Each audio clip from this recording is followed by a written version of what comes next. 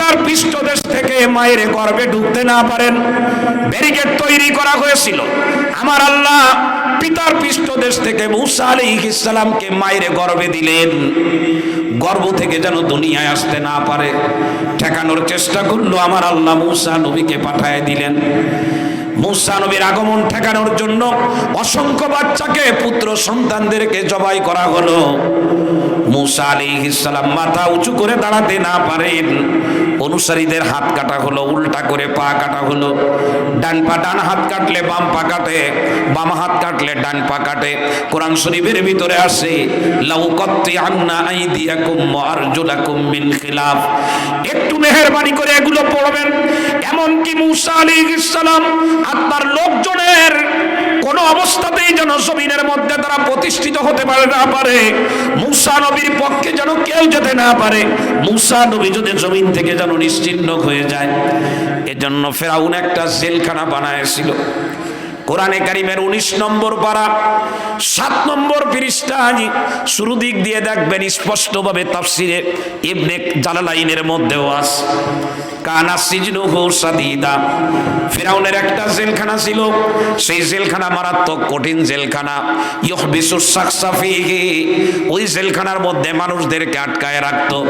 জেলখানাটা আবার মাটির উপরে না, তাহতাল আরদি, জমিনের নিচে বানায়ছিল। এমন এক জেলখানা যারা ওই জেলখানার ভিতরে আটকাতো, লা ইয়াবসুরু ওয়ালা ইয়াসমাউ আহাদা, কারোর সঙ্গে তার আর দেখা হতো না, কারোর সঙ্গে কথা বলাও হতো না। এমন এক অন্ধকার জায়গায় মাটির নিচে রাখা হতো। এত কিছু করেও কিন্তু ফেরাউন টিকতে পারে না। আমার আল্লাহ পাক বলেন দাম্মারাল্লাহু আলাইহিম, আমি আল্লাহ তাকে জমিনের ভিতর থেকে একেবারে নিশ্চিহ্ন করেছি, নিশ্চিহ্ন করেছি। মূসার হাত দিয়ে না, আর মূসার অনুসারীদের হাত দিয়ে না, বরং এমন এক রাস্তার ভিতরে, যে রাস্তা দিয়ে মূসাকে পার করে নিয়ে গেলাম, ওই রাস্তার ভিতরে পানিতেই তারে আমি ডুবায় মারলাম। এ দুনিয়ার মুসলমানেরা, আমি আপনাদেরকে হাত জোড় করে বলবো, হৃদয় নিংড়ানো দাবি, আমি আমার নামাজকে গলার মালা বানাবো, কোরআনে কারিমকে গলার মালা বানাবো। আমি জীবনে আর কোনোদিন কোনো হারামের সঙ্গে মিলিত হব না, আমার আল্লাহর বিধান নবীর তরিকায় মেনে চলবো। এটা হলো আমার দায়িত্ব।